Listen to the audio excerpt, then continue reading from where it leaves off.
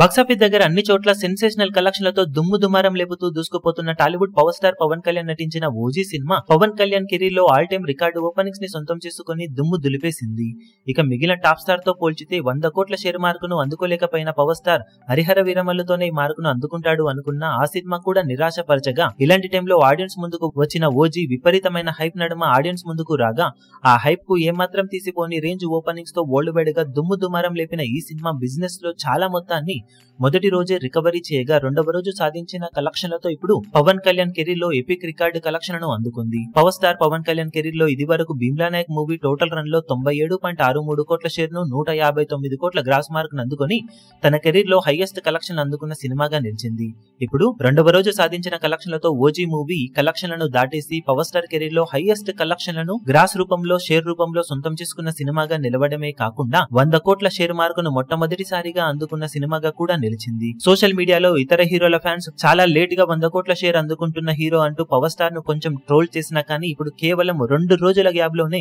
OG సినిమాతో power star career లో మొట్టమొదటి 100 కోట్ల షేర్ మార్క్ అందుకుని సాలిడ్ గా ఆన్సర్ ఇచ్చాడని చెప్పవచ్చు. మినిమం హైప్ ఉన్న సినిమా పడితే బాక్సాఫీస్ దగ్గర ఏ రేంజ్ లో పవర్ స్టార్ మాస్ రచ చేస్తాడో ఓజీ సినిమా నిరూపిస్తూ ఉండగా, దసరా సెలవుల అడ్వాంటేజ్ సినిమాకు ఇప్పుడు నెక్స్ట్ వీక్ లో కలిసి వచ్చే అవకాశం ఉన్నప్పటికీ పోటీలో కాంతారా, ఇడ్లీ కొట్టు లాంటి సినిమాలు ఉండటంతో వాటిని తట్టుకొని నిలబడితే లాంగ్ రన్ లో ఖచ్చితంగా బ్రేక్ ఈవెన్ ను దాటేసి సాలిడ్ గా ప్రాఫిట్లను కూడా సొంతం చేసుకునే అవకాశం ఎంతైనా ఉంటుందని చెప్పవచ్చు. మరి లాంగ్ రన్ లో ఓజీ మూవీ ఎలాంటి కలెక్షన్ అందుకుంటుందని మీరు ఎక్స్పెక్ట్ చేస్తున్నారో కింద కమెంట్ సెక్షన్ లో గెస్ చేయండి.